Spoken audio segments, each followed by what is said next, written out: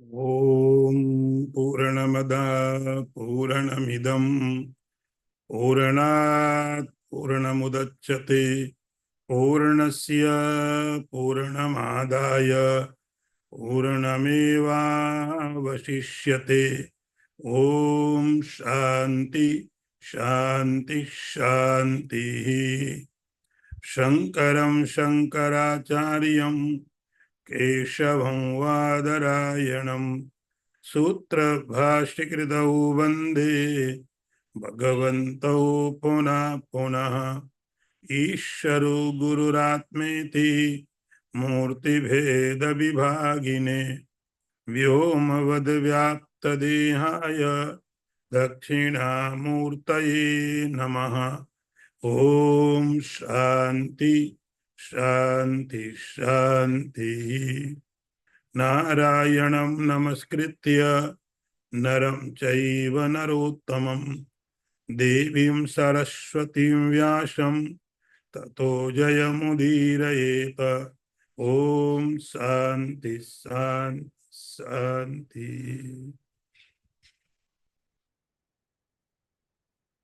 16वें अध्याय का 7वां मंत्र हम लोग पढ़ रहे हैं। प्रवृत्तिं च निवृत्तिं च जनाना विदुरासुरः न शौचम नापि च आचारो न सत्यम तेषु विद्यते। अर्थ देखिए पहले मंत्र का। आसुरः जो आसुरी प्रवृत्ति के लोग हैं, जो मनुष्य है, उनमें ये नहीं मालूम होता उनको कि प्रवृत्त कहाँ होना है और निवृत्त कहाँ होना है। न तो उनमें शुद्धि होती है, न आचरण होता है और न ही सत्य का पालन करते हैं। इस अध्याय में हम अध्ययन कर रहे हैं कि भगवान ने बोला था, हे अर्जुन, इस संसार में दो ही तरह के लोग होते हैं। दो भूत सर्गौ लोकेस्मिन, इस संसार में, पूरे के पूरे संसार में जितने भी प्राणी हैं, जितने भी मनुष्य हैं, वो सब केवल दो कैटेगरी में है। एक का नाम आप देवता रख सकते हो और दूसरे का नाम असुर रख सकते हो। देवताओं के बारे में, दैवी गुणों के बारे में भगवान ने कई बार बताया। इस अध्याय में भगवान जो आसुरी गुण है, जिनके कारण राक्षसी स्वभाव बनता है, उसके बारे में विस्तार से बताने के लिए भगवान ने कहा, मैं तुम्हें विस्तार से बताऊंगा कि राक्षसी आसुरी स्वभाव क्या होता है, विस्तार के साथ बताऊं। जानना जरूरी है कि कौन से गुण हैं, कौन सी वस्तुएं हैं, कौन सी चीजें हैं जिनको हमको छोड़ देना चाहिए। तो भगवान इस आसुरी संपद के बारे में, आसुरी क्वालिटी के बारे में विस्तार पूर्वक बताने की बात करते। लेकिन इस मंत्र में भगवान ने आसुरी गुण नहीं बताया, आसुरी क्वालिटी क्या होती है वो नहीं बताया।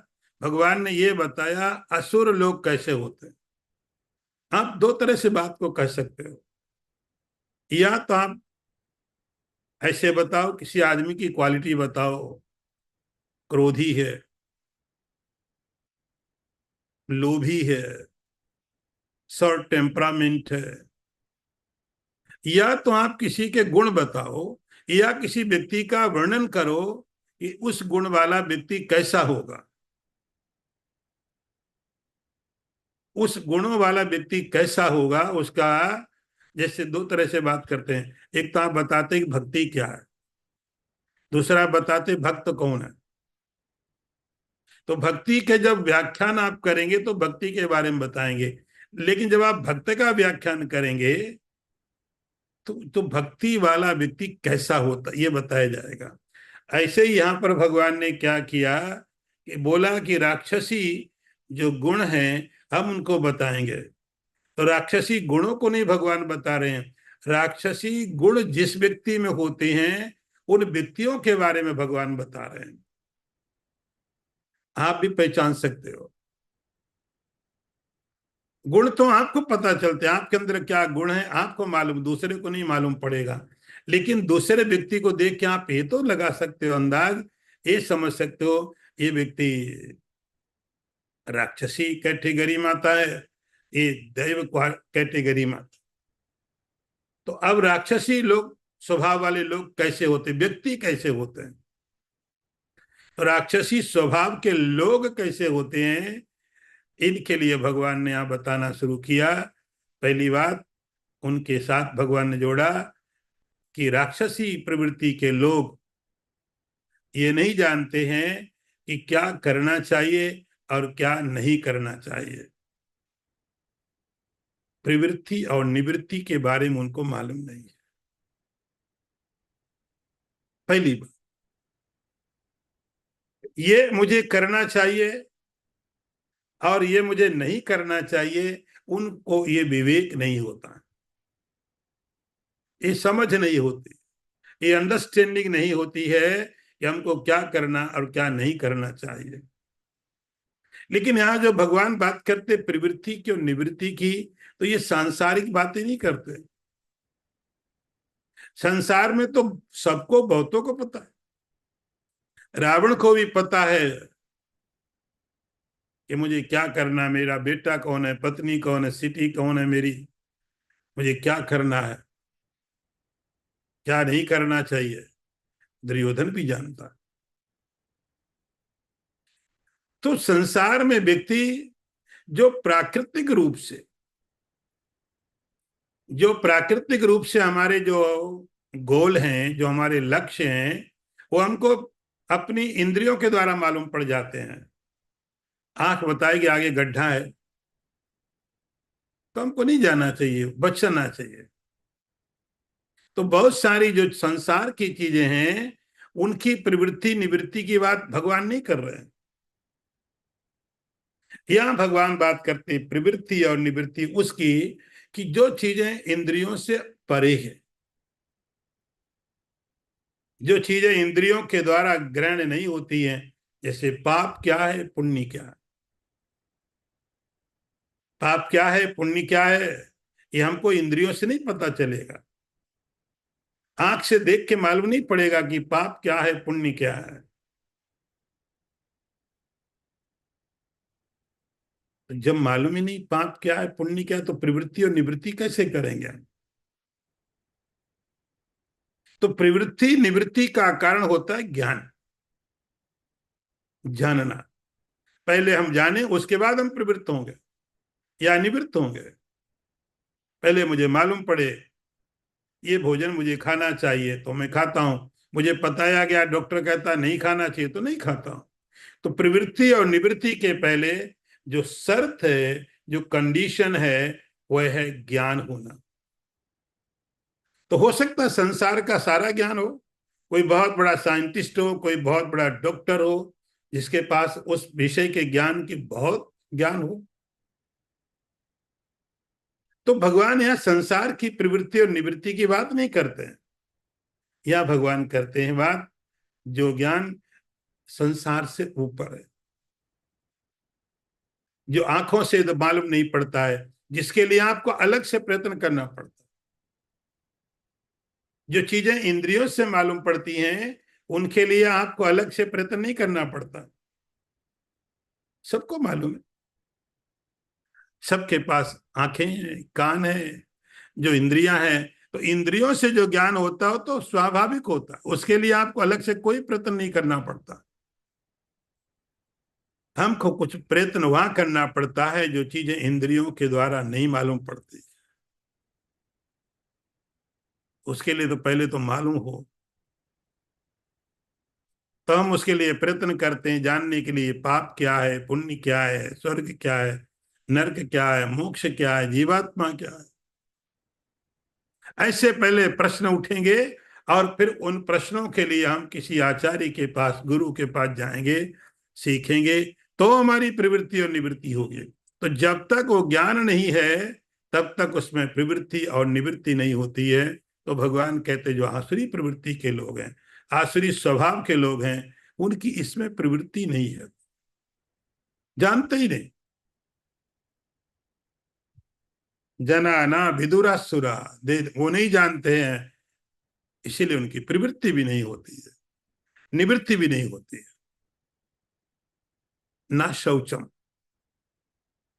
ना शौचम, शौच मतलब पवित्रता, पवित्रता मतलब वाणी की पवित्रता, कुछ भी बोला। ना पिचा आचार, आचार नहीं होता, आचार महत्वपूर्ण बात है। आचार उनके अंदर नहीं होता। आप बोलते सदाचार, हमारा व्यवहार, हमारा आचरण, हमारा करेक्टर, आपका करेक्टर आपको बताता है। तो आचार का मतलब है आपका पूरा का पूरा व्यक्तित्व यदि सही दिशा में जा रहा है, जो आपको करना चाहिए आप वही करते हैं, जो नहीं करना चाहिए नहीं करते हैं, जो बोलना चाहिए वही बोलते हैं, जो नहीं बोलना चाहिए नहीं बोलते हैं। तो आपका जो करता है, आपका एग्जिस्टेंस, एक्सप्रेशन, किसी को देख के लगता है कितना व्यक्ति अच्छा है, किसी को पास आपको लगता है कि बैठना भी ठीक नहीं। आचार का मतलब हुआ उसका बर्ताव, उसका व्यवहार। न च आचारः न सत्यम तेषु विद्यते, और उनके अंदर में सत्य भी नहीं होता। सत्य, आज कुछ बोला कल कुछ बोला, कुछ भी अव्यवस्थित। सत्य एक सीक्वेंस, एक क्रम है। आपको मालूम है कि ये होगा, उसके बाद में ये होगा, उसके बाद में ये होगा। असत्य में कोई सीक्वेंस नहीं, कुछ भी कभी हो सकता है, कुछ भी बोल सकते हैं, कुछ भी कह सकते हैं। असत्य का न सत्यम तेषु बुध्यते, उन लोगों में सत्य न तो उनकी वाणी में होता है, न उनके मन में होता है, न सत्य के प्रति वे लोग समर्पित होते हैं। ये उनके लक्षण। आगे का मंत्र देखिए। असत्यम अप्रतिष्ठम ते जगदाहुरनीश्वरम अपरस्पर संभूतम किमन्यत काम हेतुकम। अर्थ देखो, भगवान कहते ही अर्जुन वे कहा करते हैं ये संसार असत्य है, बिना मर्यादा और बिना ईश्वर, ये अपने आप स्त्री और पुरुष के संयोग से पैदा हुआ है, इसलिए काम ही इसका कारण है, इसके सिवा और इसका कोई कारण नहीं हो सकता।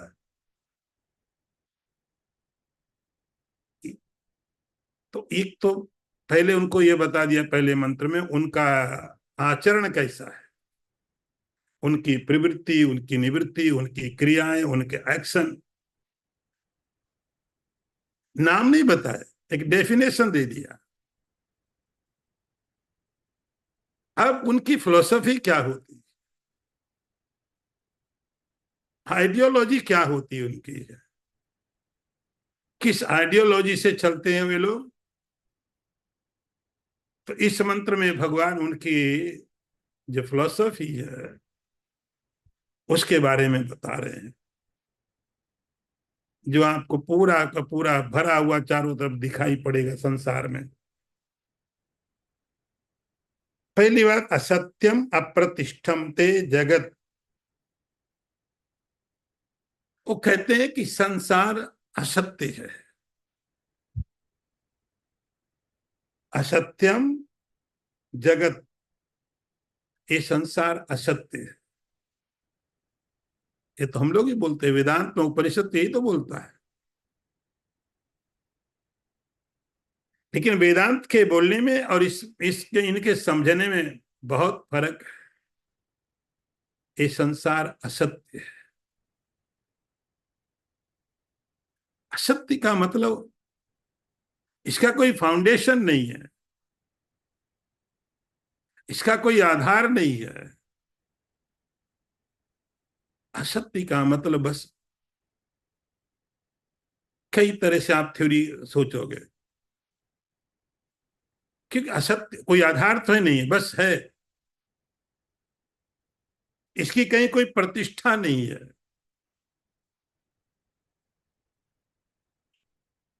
जैसे आपने पढ़ा 15वां अध्याय, वहां बताया इसका मूल परमात्मा है। संसार का जो मूल है वो परमात्मा है। ये संसार की उत्पत्ति ईश्वर से हुई। अलग अलग विचार हो सकते हैं, अलग अलग कॉन्सेप्ट हो सकते हैं, लेकिन मूल में परमात्मा है। तो संसार की प्रतिष्ठा परमात्मा में है, इसके रूट ईश्वर में, सत्य में है। तो उपनिषदों का सिद्धांत है कि संसार की जो प्रतीति वो असत है, लेकिन संसार का होना असत नहीं है। संसार की प्रतीति असत हो रही है, लेकिन संसार का जो फाउंडेशन है, सबस्ट्रेटम है, इसका जो आधार है, जैसे आप टीवी पे देखते हो, कोई मूवी देखते हो, तो जो चीजें घूम रही वे चीजें नहीं है, लेकिन टीवी है, स्क्रीन तो है। उस स्क्रीन पर घूमने वाली चीजें नहीं है, वो केवल घूम रही हैं, आ रही हैं, जा रही हैं। ये टीवी है। ऐसे ही इस संसार का जो आधार है, संसार की जो प्रतिष्ठा है, वो तो सद है। वो संसार की जिसमें प्रतिष्ठा है, वो सद है, वो है, हमेशा है। उस सद के ऊपर में ही ये संसार की प्रतीति होती है। इनकी फिलोसफी क्या है? असत अप्रतिष्ठम। ये जगत असत्य है और इसकी कोई प्रतिष्ठा नहीं है। अब फर्क देखना, उपनिषद कहेंगे जगत असत, लेकिन इसका जो फाउंडेशन है वो सद है। इनका सोचना ऐसा है, जो पदार्थ दिख रहे हुए तो सद हैं, लेकिन इनकी प्रतिष्ठा नहीं है। ठीक अपोजिट, ठीक विपरीत। वेदांत में आपको यह बताया गया कि संसार का जो नाम रूप है, जो दिखाई पड़ता है, वह मिथ्या है, लेकिन जिसके ऊपर संसार है वो सद है। सदैव सौम्य इदम अग्रम आसीत। इनका सोचना अलग है। इनका सोचना है कि संसार के जो पदार्थ वे तो हैं, मकान है, पृथ्वी है, बिल्डिंग है, पैसे हैं, सब कुछ है, ये है, लेकिन इसकी कोई प्रतिष्ठा नहीं है, ये सद नहीं है। इसका जो फाउंडेशन है वो नहीं है, बस है। असत्यम अप्रतिष्ठम।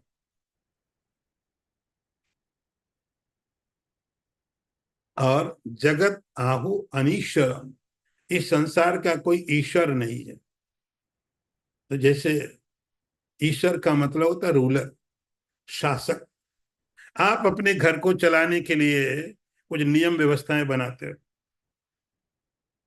कुछ चीजें इनबिल्ट है। आपका किचन, आपका बाथरूम, आपका बेडरूम, तो उस व्यवस्था के हिसाब से आप घर में रहते हो। आपके फैमिली में थोड़े रूल्स होंगे, आपके खाने का, पीने का, उठने का, बैठने का। कोई घर का एक मालिक होता है जो जिम्मेदारी लेता है। फिर कोई सोसाइटी, कोई कम्युनिटी।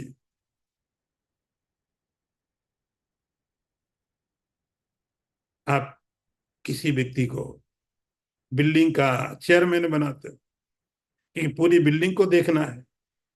आप केवल अपने घर को देखेंगे, लेकिन पूरी बिल्डिंग को आप क्यों देखेंगे? तो उसके लिए कोई सोसाइटी का चेयरमैन बनेगा, उसकी जिम्मेदारी है कि वो देखे। ऐसे फिर सिटी का एक पार्ट होगा, उसके लिए कोई कॉरपोरेटर बनाया जाएगा, उसकी जिम्मेदारी इतने इतने हिस्से को देखे, इसका डेवलपमेंट करे, इसमें कोई प्रॉब्लम है सॉल्व करे। फिर हम सिटी के बारे में सोचते हैं, कोई सिटी के लिए ऐसे चलाया जाएगा, वो सिटी के बारे में सोचेगा, सिटी का ईश्वर। फिर कोई स्टेट के लिए बनाया जाएगा, यहाँ का चीफ मिनिस्टर है, ये गवर्नर है, और कंट्रोल करेगा अपने स्टेट को। फिर कंट्री के बारे में सोचेंगे तो वहां कोई प्रेसिडेंट है, कोई पीएम है, वो कंट्रोल करेंगे, व्यवस्था करेंगे, प्रॉब्लम है इनको सोल्व करेंगे, चीजें चाहिए तो ला के रखो। तो उनकी जिम्मेदारी बनती है कि अपने उस पोर्शन को हम ठीक से मेंटेन करें। वो वहां के ईश्वर। अब हर एक कंट्री का अपने एक अलग सिस्टम है, अलग अलग जगह लोग हैं, अलग अलग है, वो उतने हिस्से को कंट्रोल करेंगे, उतने हिस्से को देखेंगे। लेकिन ये पूरा का पूरा ब्रह्मांड, ये पूरा का पूरा ब्रह्मांड, पूरा यूनिवर्स, यहाँ कोई ईश्वर तो होना चाहिए। ये कैसे कैसे चलेगा? यहाँ की व्यवस्थाएं कैसे चलेंगे जब एक घर नहीं चल पाता है, एक छोटी सी बिल्डिंग नहीं चल पाती है, एक छोटा सा सिटी का कोई टुकड़ा नहीं चल पाता। हमको हर एक व्यवस्था करने के लिए अलग अलग लोग चाहिए होते हैं, कंट्री चलाने के लिए लोग चाहिए। अभी देखो, जिस कंट्री में ऐसी व्यवस्थाएं हो जाती है वहां क्या अराजकता होती है। एक बार मालूम तो पड़े हमको कि हमारे ऊपर कोई ऑनर नहीं, कोई मालिक नहीं है, फिर देखो क्या होता है। आदमी जानवर कितनी जल्दी बन जाता है। मनुष्य इसलिए मनुष्य है, जानवर जैसा नहीं है। उसको पता है यदि मैंने कुछ गलत किया तो यहाँ पर कोई है जो मुझे पनिशमेंट करेगा। इसलिए, लेकिन जब मुझे पता चला कि कोई मेरे ऊपर नहीं है, उसके बाद में देखो देशों में कई जगह क्या क्या हो रहा है। जब भीड़ को पता चला कोई ऑनर नहीं, कोई मालिक नहीं, कोई है ही नहीं, जो मुझे करना है, और फिर मैं अच्छा तो नहीं करूंगा, अच्छे करने के चांस खत्म हो जाते हैं। फिर कुछ ऐसा नहीं कि अब कोई मालिक नहीं, ऑनर नहीं, चलो सब लोग बैठ के मेडिटेशन करते हैं। कोई मालिक नहीं, कोई प्रेसिडेंट नहीं, कोई राष्ट्रपति नहीं, हम फ्री हैं पूरी तरह, कोई कंट्रोल नहीं हमारे ऊपर, चलो सब लोग बैठ करके गीता का अध्ययन करते हैं। ऐसा विचार नहीं आने वाला है। विचार यही होगा, विध्वंसक होगा। विचार यही होगा, लोगों को खत्म करो, लूट लो। ये बात आज की नहीं है, ये बात पुराने समय में भी यही होता था। तो जब हमको छोटी सी व्यवस्था करने के लिए एक चाहिए जो रूल करे, तो सारे के सारे संसार को, पूरे ब्रह्मांड को चलाने वाला नहीं है। ऐसा वही सोच सकता है जो राक्षसी स्वभाव का है। जगदाहुरनीश्वरम, ये संसार में ईश्वर नहीं है। ईश्वर नहीं मतलब कोई कंट्रोलर नहीं है। ईश्वर का मतलब है जो एक व्यवस्था करता है, जो व्यवस्था करता है। यदि पाप किया तो ये पुण्य, ये फल मिलेगा, पुण्य किया तो ये फल मिलेगा। ईश्वर। लेकिन जब मुझे ये पता चला कि कोई है ही नहीं संसार में, कोई है ही नहीं ऐसा कंट्रोल करने वाला संसार को, मैं पूरी तरह फ्री हूं, तो मैं अच्छे काम करने के लिए बहुत कम जाऊंगा। तो जगदाहुरनीश्वरम, उनका ऐसा कहना, ये सारा का सारा संसार कोई ईश्वर नहीं है, कोई ईश्वर नहीं, कोई शासक नहीं, अर्थात कोई व्यवस्था नहीं है। अनीश्वर का मतलब है संसार में कोई व्यवस्था नहीं है। आप अपनी चालाकी से, आप अपने शरीर की ताकत से जो भी करके कब बच सकते हो कर जाओ, क्योंकि कोई ऐसा है नहीं कि जो पूरा का पूरा संसार को कंट्रोल करे। जगदाहु रनीश्वरम, ये संसार का कोई ईश्वर नहीं है, संसार का कोई मालिक नहीं है, कोई व्यवस्था करने वाला नहीं है। जो मुझे मन में आएगा करूंगा। ये राक्षसी स्वभाव के लोग, ईश्वर है या नहीं है ये बात बाद की बात, लेकिन ईश्वर के होने मात्र से, विचार करने मात्र से व्यक्ति के अंदर में पाप करने की वृत्तियां कम हो जाती हैं। और जब ये पता ईश्वर नहीं है तो पाप करने की प्रवृत्तियां बहुत बढ़ जाती है। जगदाहुरनीश्वरम, ये संसार का कोई ईश्वर नहीं है। उत्पन्न कैसे हुआ संसार? उनकी फिलोसफी है अपरस्पर संभूतम। इस संसार की उत्पत्ति में बोलने लगे, कोई बहुत ज्यादा गहरी बात नहीं है। इस संसार को उत्पन्न होने के लिए कोई बहुत बड़ी ब्रह्मा जी को होना जरूरी नहीं है कि भगवान नारायण हुए, फिर उनकी नाभि से ब्रह्मा जी हुए, ब्रह्मा जी ने संसार बनाया, फिर इसने बनाया। इतना गहरा सोचने की जरूरत नहीं है।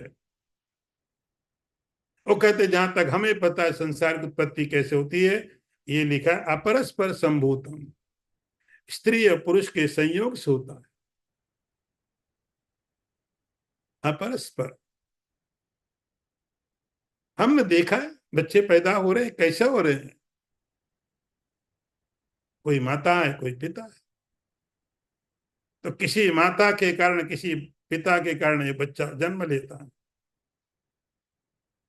अपरस्पर संभूत, यही संसार के होने का कारण है, यही कारण है माता और पिता के मिलने से। किमन्यत काम हेतुकम,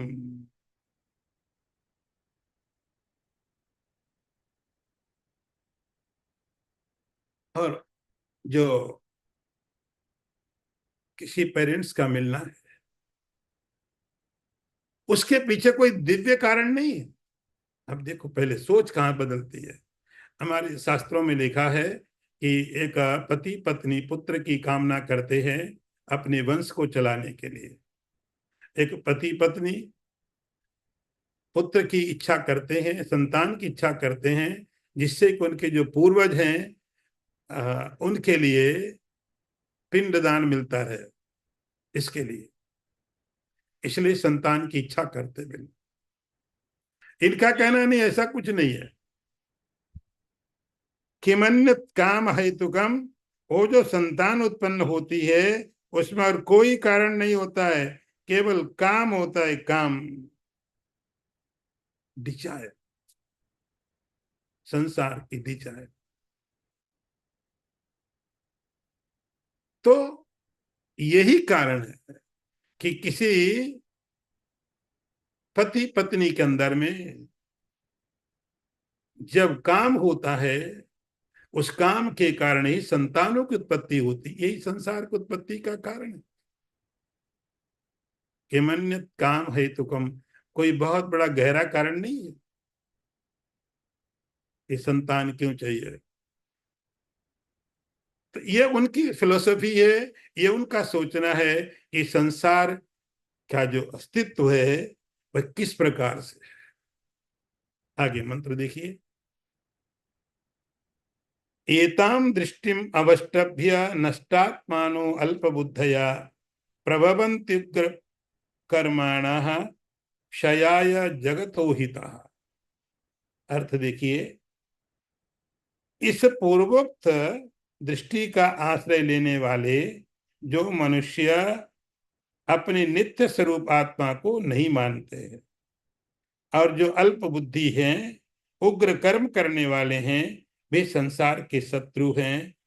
वे संसार का नाश करने के लिए प्रवृत्त होते रहते हैं। अब परिणाम देखो। भगवान कहते हैं कि यदि कोई व्यक्ति उस सिद्धांत को लेकर जीता है, उस फिलोसफी के साथ जीता है जो आपको पहले बताया, यदि मैं संक्षेप में कहूं तो नास्तिक। वे लोग, यदि कोई व्यक्ति नास्तिक है, इस सिद्धांत को लेकर चलता, आसुरी स्वभाव का है, होने दो, हमको क्या फर्क पड़ता है। उसकी समस्याएं। यदि कोई व्यक्ति संसार में इस तरह से मानता है, संसार में इस तरह के मानने वाले जो लोग हैं, वो उनका प्रॉब्लम है। हम क्यों चिंता करें, हमारा क्या लेना देना उनके साथ है। भगवान कहते नहीं नहीं, तुम गलती कर रहे हो। एताम दृष्टिम अवष्टभ्य, इस विजन को लेकर, इस आइडियोलॉजी को लेकर के जो लोग संसार में रहते हैं, दृष्टि मतलब विजन, आइडियोलॉजी, इस आइडियोलॉजी को लेके चलते हैं कि संसार का कोई कारण नहीं है, संसार ना तो ईश्वर से उत्पन्न हुआ है, ना ईश्वर इसको चला रहा है, ये बस संसार स्त्री पुरुष की कामनाओं के कारण बढ़ता है, पैदा होता है, और इसका कोई कारण नहीं। यही सोचना है। अब आप सोचो, ऐसे सोचने में लोग कितने हैं, आप गिन नहीं पाओगे। आपको सोचना पड़ेगा ऐसे नहीं मानने वाले लोग कितने हैं।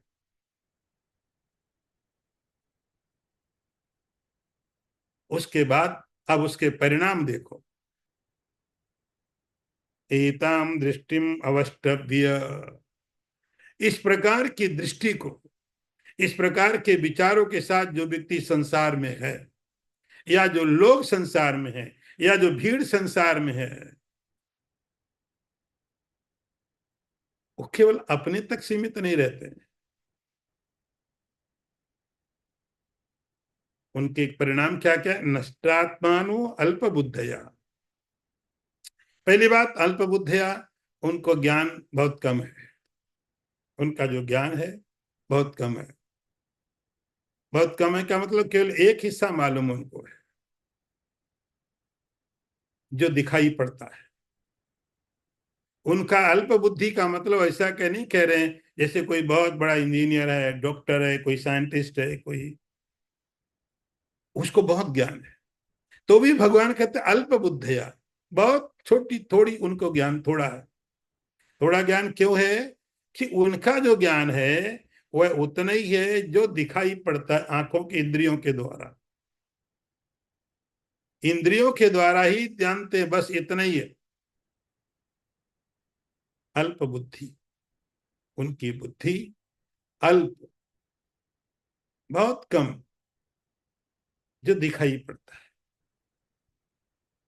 हमारी इंद्रियों की सीमाएं हैं, तो जिनका भरोसा केवल इंद्रियों में ही है, हम वो ही मानेंगे जो हमको दिखाई पड़ेगा। हम वो ही मानेंगे जो हमारी इंद्रियां बताएंगे। हम नहीं मानेंगे। भगवान कहते हुए अल्प बुद्धि है।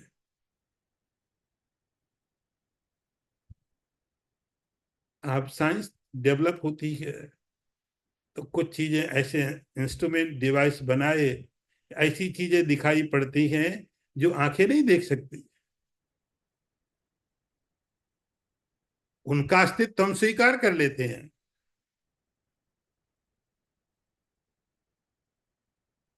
अभी जब थोड़े समय पहले कोरोना हुआ, कोरोना के परिणाम दिख रहे थे, कोरोना नहीं दिख रहा था। लोग बीमार हो रहे हैं, लोग मर रहे हैं, ये बीमारी हुई, ऐसा हुआ, ये इन्फेक्शन हो गया, ये हो गया, लेकिन वो कहीं दिख नहीं रहा था।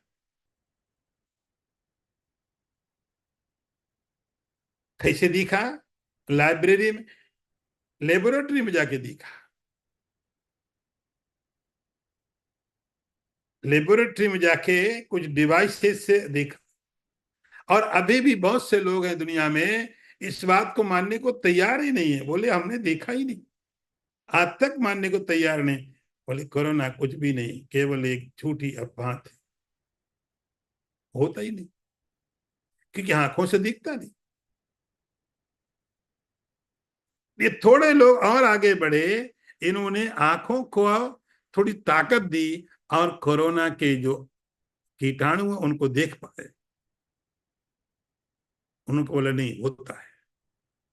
लेकिन जिन्होंने देखा नहीं, जो देख नहीं सकते, आंखों के भरोसे हैं, वो कहेंगे है नहीं। तो आज तक डिबेट चालू है। आज तक बहुत लोगों को भरोसा नहीं है, क्योंकि आंखों से नहीं दिखता है। अल्प बुद्धि भगवान कहते हैं उन लोगों को। ईश्वर है तो दिखाओ, तो हम भरोसा करेंगे। अल्प बुद्धि। और उस अल्प बुद्धि का परिणाम क्या हुआ? नष्टात्मान। उनकी आत्मा नष्ट हो गई। नष्टात्मान का मतलब है, हिंदी में अनुवाद उसका करेंगे, जिसकी आत्मा नष्ट हो गई। आत्मा तो नष्ट नहीं होती है, लेकिन क्या हुआ, आत्मा है लेकिन हम मानने को तैयार नहीं है। आत्मा है लेकिन हम मानते नहीं, कि आंखों से तो आत्मा दिखेगा नहीं, इंद्रियों से तो आत्मा समझ में आएगा नहीं, कानों से सुनाई नहीं पड़ेगा, आंख से दिखाई नहीं पड़ेगा, टेस्ट नहीं कर सकते, स्मेल नहीं कर सकते। और हमको तो अपनी आंखों पर ही, इंद्रियों पर ही भरोसा है। और कोई भी इंद्रिय कभी भी आत्मा की रिपोर्ट नहीं कर सकती है। तो मैं क्यों मानूं आत्मा होती है कोई? नष्टात्माना। उन्होंने अपनी आत्मा को ही मार दिया, आत्मा को ही खत्म कर दिया, तो बचा क्या? क्योंकि अल्पबुद्धि है। ये राक्षसी लोगों की फिलोसफी है, उसके परिणाम बता रहे हैं। उनकी आत्मा नष्ट हो गई, क्योंकि आत्मा दिखाई नहीं पड़ेगी। जब दिखाई नहीं पड़ेगी तो मैं मानूंगा भी नहीं। ईश्वर नहीं दिखाता, हम ईश्वर को नहीं मानते। आत्मा नहीं दिखाई पड़ती, हम आत्मा को नहीं मानते। नष्टात्मानो। उन्होंने अपनी आत्मा को नष्ट कर दिया, आत्मा को खत्म कर दिया। आत्मा को खत्म कर दिया तो बचा क्या? जो दिखने वाला, यही तो बचा। और जो दिखने वाला वो ज्यादा दिन दिखेगा नहीं। जो नहीं दिखने वाला है वही हमेशा रहता है।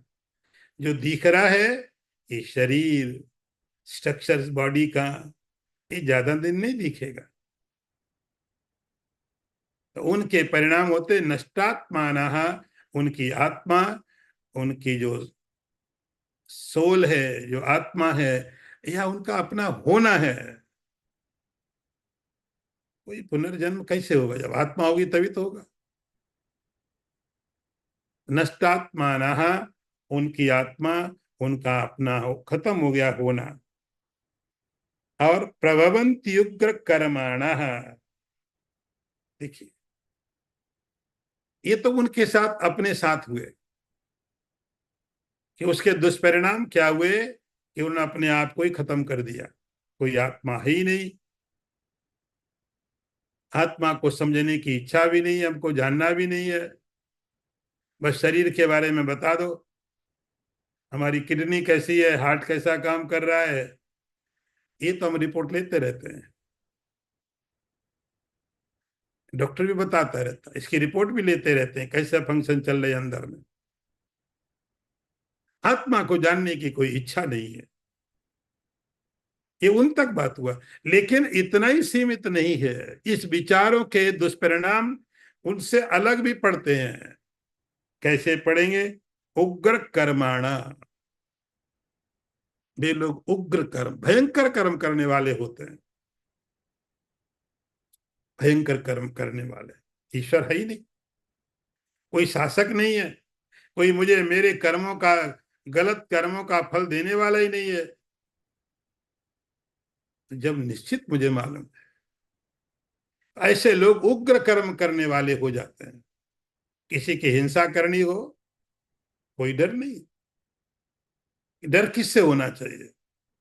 यदि मैं सामर्थ्यवान हूं, ताकत मेरे अंदर है कि मैं किसी को मार सकता हूं, उसका कोई मुझे फल नहीं मिलेगा, उसका मुझे कोई दंड नहीं मिलेगा, तो रावण मार डालेगा लोगों को, हिरण्यकश्यप मार डालेगा।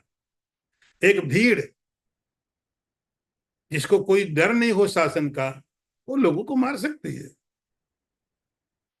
उग्र कर्माण, अच्छे कर्म नहीं करेंगे। मैंने आपको जैसे बोला, ईश्वर नहीं है तो आप बोले चलो अच्छा है, नहीं ईश्वर कोई बात नहीं, हम लोग शांति से अपना आराम से रहते हैं, नहीं रह सकते। स्वभाव ऐसा है, प्रवृत्ति ऐसी है कि उग्र कर्म करने वाले हो जाएंगे, उनके सारे कर्म भयंकर हो जाएंगे, शांत नहीं रहेंगे। क्षयाय जगत, और संसार का नाश करने वाले हो जाएंगे। यदि आइडियोलॉजी ये है तो केवल अपने ही नुकसान को नहीं करते वे लोग, जो लोग आध्यात्मिक लोग हैं उनके कारण कभी जगत का नुकसान नहीं होता है, कभी नुकसान जगत का नहीं करेंगे। अपने आप कष्ट उठाएं अलग बात है, लेकिन कभी संसार का हित नहीं करेंगे। इसलिए अहिंसा की बात की जाएगी, किसी का अहित नहीं। बोलेगा सर्वे भवन्तु सुखिना, सर्वे संतु निरामया, सब सुखी हो जाए। लेकिन जिसके अंदर यह आइडियोलॉजी काम करती, कोई ईश्वर नहीं है, क्षयाय जगता, संसार का नुकसान करने के लिए, संसार के कभी भले के लिए नहीं कर सकते, क्योंकि ईश्वर है ही नहीं। जो मैं अच्छा कर्म करूंगा उसका अच्छा फल तो मिलने वाला नहीं है। जगतो अहिता, संसार का अहित करने वाले हैं, संसार के शत्रु। तो ये जो विचार ईश्वर का है, आत्मा का है, ये केवल व्यक्तिगत के लिए ही नहीं है, ये संसार के लिए भी है। आज की सोसाइटी में हो क्या रहा? आज की सोसाइटी में यही हुआ कि धीरे धीरे लोगों को, एक भीड़ को बात दे दी गई, ईश्वर जैसी कोई चीज नहीं। धीरे धीरे धीरे धीरे बात जब डाल दी बहुत ज्यादा लोगों को, क्योंकि ईश्वर से तो दिखाई नहीं पड़ेगा, देख करके तो आप निर्णय नहीं ले सकते ईश्वर है। उसके लिए तो हमें शास्त्रों के द्वारा, आचार्य के द्वारा, गुरु के द्वारा ही मालूम पड़ता था। वो सब तो बंद कर दिया। तो धीरे धीरे धीरे धीरे एक विचार संसार में फैलाया गया, ईश्वर नहीं है, ये संसार अपने आप। ये जो आइडियोलॉजी है जो भगवान ने बताई, आज इसी को मानने वाले लोग बहुत, और उसके दुष्परिणाम भी जो भगवान ने लिखे यही हो रहे हैं। उसके दुष्परिणाम भी यही हो रहे हैं संसार में। वे लोग क्षयाय जगता, भयंकर कर्म करने वाले, कोई डर नहीं है। किसका डर हो? बच्चों में किसी के लिए रिस्पेक्ट नहीं। मुझे भी लगता है जितना पैसा मैं इकट्ठा कर लूं कैसे भी, मुझे वो चाहिए, क्योंकि मुझे इसका वैल्यू मालूम है। मुझे इसकी वैल्यू मालूम है कि पैसा है तो उसकी वैल्यू क्या है। मुझे ये नहीं पता कि मैंने कमाया, उसके पीछे कर्म क्या किए, उसकी क्या वैल्यू है। तो मैं कुछ भी करूंगा, चोरी कर लाऊं, किसी को लूट लूं, किसी का भी है। मेरे अंदर ताकत है तो मैं वहां कहीं से भी छीन लूंगा। अहिता, वे लोग संसार के शत्रु हैं, भगवान ने कहा अहित करने वाले। संसार का कल्याण धार्मिक लोग ही करेंगे, जो इस भावना को क्षयाय जगतो हिता, संसार के अहित करने वाले ये संसार के शत्रु हैं। आगे मंत्र देखिए। एताम दृष्ट काममाश्रित्य दुष्पूरम दंभमान मदान्विता, मोहात् गृहीत्वा सद्ग्राहान् प्रवर्तन्ते अशुचि व्रता। अर्थ देखो, कभी पूरी न होने वाली कामनाओं का आश्रय लेकर दंभ और अहंकार के मद में मस्त अपवित्र व्रत धारण करने वाले मनुष्य मोह के कारण दुराग्रहों को धारण करके संसार में विचरते हैं। भगवान और उनको स्पष्ट करते हैं, आप ऐसे लोगों को आसानी से पहचान लोगे। काम आश्रित दुष्पूरम, ऐसी ऐसी कामनाएं, ऐसी ऐसी इच्छाएं लेकर के रहते हैं जो कभी पूरी ना हो, जो संभव नहीं है। उनके अंदर ऐसी ऐसी इच्छाएं हैं निवृत्त। आप तो वैराग्य मानो, आप तो कहते छोड़ो, जितना हो जाए आसानी से कर लो, जो संभव है वो कर लो। उनकी कामनाएं का दुष्पूरम, ऐसी ऐसी इच्छाएं हैं जो कभी पूरी नहीं हो सकती है, जिनका पूरा होना संभव नहीं है। ये भी, ये भी, ये भी, ये भी, क्योंकि संसार सत्य है। जो दिख रहा है यही सत्य है, तो मैं ज्यादा से ज्यादा क्यों नहीं इकट्ठा कर लूं इस सत्य को। तो मैं ज्यादा से ज्यादा सत्य को इकट्ठा करना चाहूंगा तो मेरी इच्छाएं बहुत हो जाएंगी, मेरी कामनाएं बहुत हो जाएंगी, क्योंकि ये सत्य मुझे मालूम पड़ता है। तो इस सत्य को इकट्ठा करने के लिए अनंत इच्छाएं मेरे अंदर में है, दुष्पूरम, जो कभी पूरी नहीं हो सकती। ऐसी इच्छाओं को लेकर के जो कभी पूरी नहीं हो सकती हैं, बहुत बड़ी बड़ी योजनाएं बना के, बहुत बड़े बड़े प्रोग्राम लेकर के, बहुत बड़ी बड़ी इच्छाओं के साथ में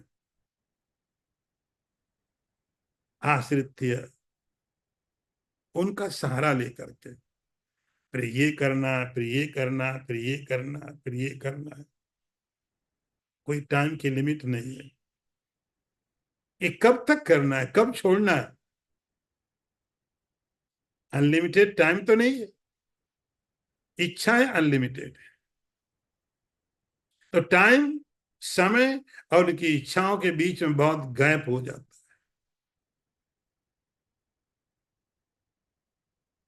ऐसी ऐसी इच्छाओं को लेकर के, ऐसी ऐसी कामनाओं को लेकर के जो दुष्पूर हैं, पूरी हो नहीं सकती, असंभव है। दंभ मान मदान्विता,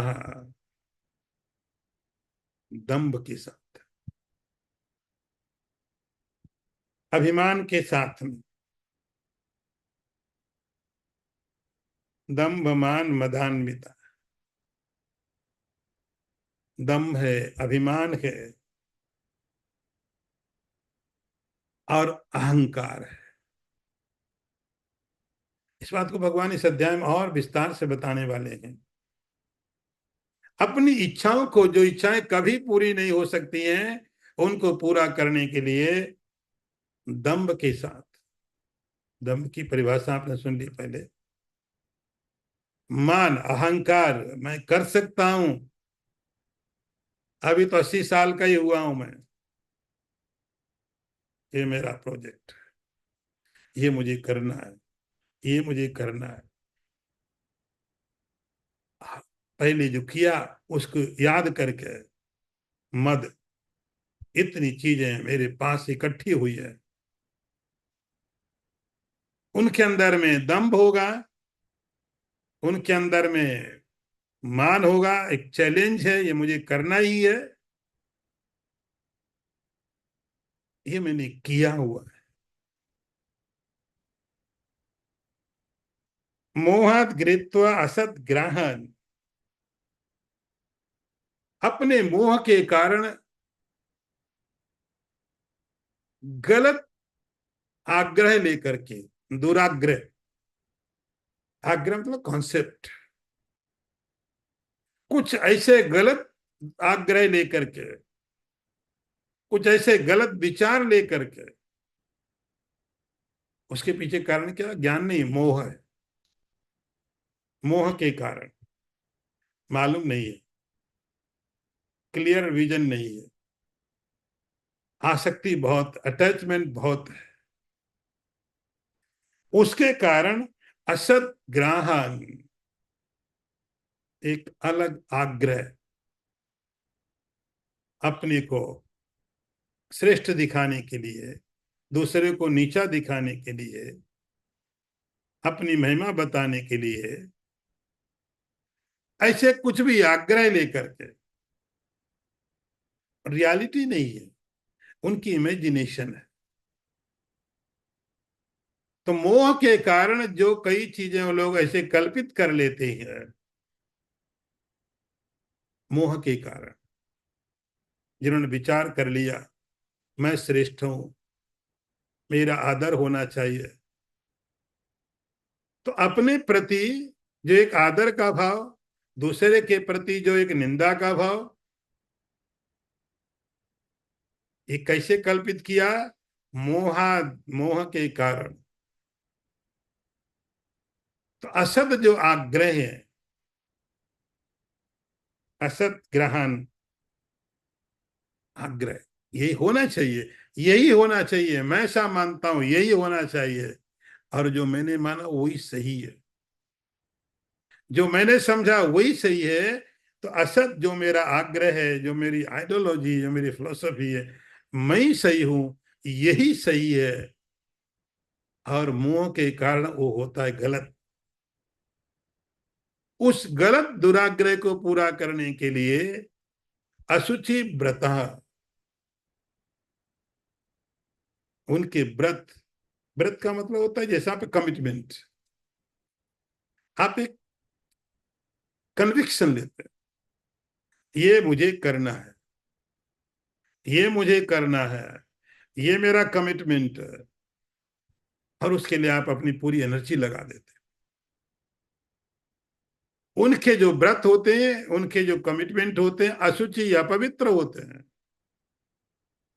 पाप में होते हैं, अपने लिए दुख का कारण होते हैं और सारे संसार के लिए दुख का कारण होते हैं। वो ऐसे प्रवर्तन थे, उन समस्त इच्छाओं को, उन समस्त कामनाओं को, जो उनके लिए, संसार के लिए अच्छी नहीं है, पूरा करने के लिए प्रवर्तन थे, लगे रहते हैं। ओम पूर्णमदः पूर्णमिदं पूर्णात् पूर्णमुदच्यते पूर्णस्य पूर्णमादाय पूर्णमेवावशिष्यते। ओम शांति शांति शांति। शंकरं शंकराचार्यं केशवं वादरायणं सूत्रभाष्यकृतौ वन्दे भगवन्तौ पुनः पुनः। ईश्वरो गुरुरात्मेति मूर्तिभेद विभागिने व्योमवद्व्याप्तदेहाय दक्षिणामूर्तये नमः। ओम शांति शांति शांति। नारायणं नमस्कृत्य नरं चैव नरोत्तमं देवीं सरस्वतीं व्यासं ततो जयमुदीरयेत। ओम शांति शांति।